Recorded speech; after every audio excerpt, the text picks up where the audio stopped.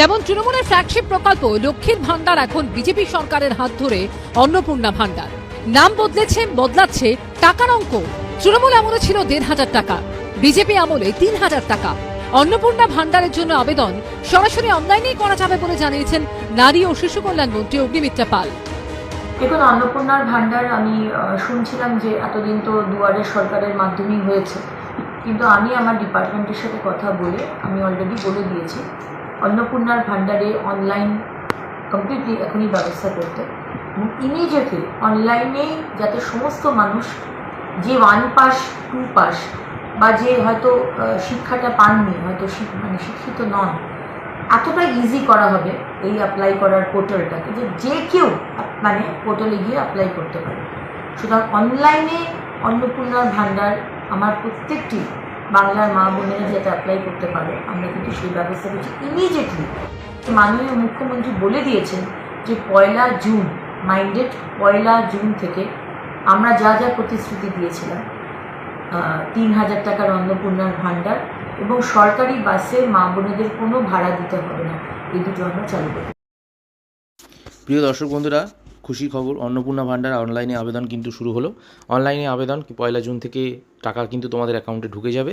তোমাদের নতুন করে আর আবেদন করতে হবে না। যাদের যাদের লক্ষ্মীর ভান্ডার অ্যাকাউন্ট আছে, লক্ষ্মীর ভান্ডার অ্যাকাউন্টেই কিন্তু টাকা চলে যাবে। শুধু তার আগে তোমাদের অ্যাকাউন্টগুলোকে একবার অ্যানালিসিস করবে।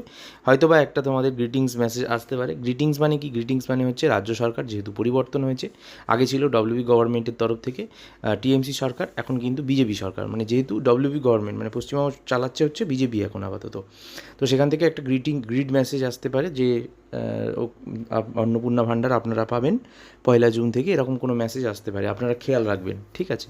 দ্বিতীয়ত, আপনার মোবাইলেই আসবে যে মোবাইল নাম্বারটা আপনার ব্যাংকের সাথে লিঙ্ক করা আছে। অন্নপূর্ণা ভান্ডারে অনলাইনে আবেদনের সাথে সাথে বলে রাখি, লক্ষ্মীর ভান্ডার পেলেও আবার কিন্তু আবেদন করতে হবে। এটা জানিয়েছেন ওনারা। মানে হয়তো কোনো ভেরিফিকেশান বা কোনো অনলাইনে কোনো একদম সিম্পল কিছু স্টেপ ফলো করে আবেদন করা। তো অনলাইনের আবেদনটাই ওরা গ্রাহ্য দিচ্ছে বেশি। ডিবিটির মাধ্যমে টাকা পাঠাবে, ঠিক আছে? কারা আবেদন করতে পারবেন? সবাই আবেদন করতে পারবে, এখানে কোনো বাধাধরা নেই। যাদের এসআইআর নাম বাদ গেছে তারাও আবেদন করতে পারবে। কী ডকুমেন্ট লাগবে?